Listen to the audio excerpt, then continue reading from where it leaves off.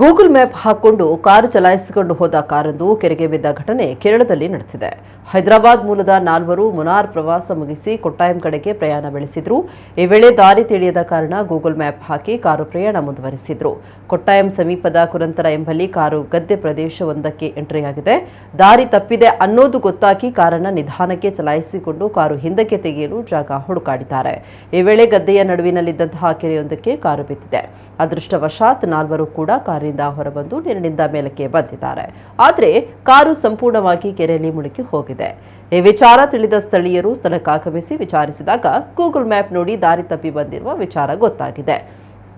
ಇದೀಗ ಸ್ಥಳೀಯ ಮುಳುಗು ತಜ್ಞರ ಸಹಾಯದಿಂದ ಕಾರು ಮೇಲೆತ್ತುವ ಕೆಲಸ ಕೂಡ ನಡೆದಿದೆ.